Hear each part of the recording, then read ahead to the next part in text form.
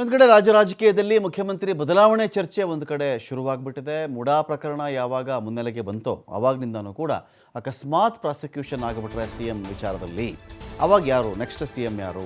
ಅಥವಾ ಸಿದ್ದರಾಮಯ್ಯ ಅವರೇ ಅರವಿಂದ್ ಕೇಜ್ರಿವಾಲ್ ಅವರ ರೀತಿಯಲ್ಲಿ ಈ ಒಂದು ಕಟಕಟೆಯನ್ನು ಫೇಸ್ ಮಾಡಿಕೊಂಡೇ ಮುಖ್ಯಮಂತ್ರಿಯಾಗಿ ಮುಂದುವರಿತಾರ, ಬಿಟ್ಕೊಡ್ತಾರ ಅಂತೆಲ್ಲ ಚರ್ಚೆಗಳಿತ್ತು.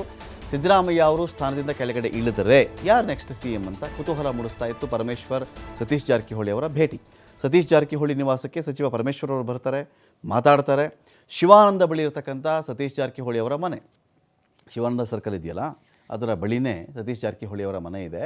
ಸತೀಶ್ ಜಾರಕಿಹೊಳಿ ಅವರು ಮುಖ್ಯಮಂತ್ರಿ ಸಿದ್ದರಾಮಯ್ಯ ಅವರ ನಂತರದಲ್ಲಿ ಮುಂದಿನ ಸಿಎಂ ಪಟ್ಟ ಒಂದು ವೇಳೆ ಯಾರಿಗಾದರೂ ಸಿಗಬೇಕು ಎನ್ನುವುದಾದರೆ ಬಹಳ ಪವರ್ಫುಲ್ ನಾಯಕರಂತೆ ಕಾಣಿಸ್ತಾ ಇದ್ದಾರೆ. ಕಾರಣ ಇಷ್ಟೇ, ಅಂತಹ ಅಂದರೆ ಇದೇ ರಮೇಶ್ ಜಾರಕಿಹೊಳಿ ಅವರ ಜೊತೆಯಲ್ಲಿ ಶರಂಪರ ಕಿತ್ತಾಡಿಕೊಂಡು ಶರಂಪರ ಜಗಳಗಳಾಡ್ಕೊಂಡಿದ್ದಂಥ ಡಿ ಕೆ ಶಿವಕುಮಾರ್ ಅವರು ಕೂಡ ಹೋಗಿದ್ದು ಸತೀಶ್ ಜಾರಕಿಹೊಳಿ ಅವರ ಮನೆಗೆ. ಒಂದು ರೀತಿಯಲ್ಲಿ ಒಂದು ಪವರ್ ಸೆಂಟರ್ ಅಂತ ಹೇಳಬಹುದು ಸತೀಶ್ ಜಾರಕಿಹೊಳಿ ಅವರ ಮನೆಯನ್ನು. ಮುಂದಿನ ದಿನಗಳಲ್ಲಿ ಈ ಪ್ರಕರಣ ಬಗೆಹರಿದ್ರೆ ಅದು ಒಂದು ಭಾಗ, ಅಕಸ್ಮಾತ್ ಬಗೆಹರಿಯದೇ ಇದ್ದರೆ ಮುಂದಿನ ಸಿ ಎಂ ಅನ್ನೋ ಒಂದು ವಿಚಾರ ಬಂತು ಅಂದರೆ ಸತೀಶ್ ಜಾರಕಿಹೊಳಿ ಅವರ ಪಾತ್ರ ನಿರ್ಣಾಯಕ ಆಗಬಹುದು, ಕಿಂಗ್ ಮೇಕರ್ ಆಗಬಹುದು, ಅಥವಾ ಕಿಂಗ್ ಬೇಕಾದರೂ ಆಗಬಹುದು. ಯಾರು? ಸತೀಶ್ ಜಾರಕಿಹೊಳಿ ಅವರು.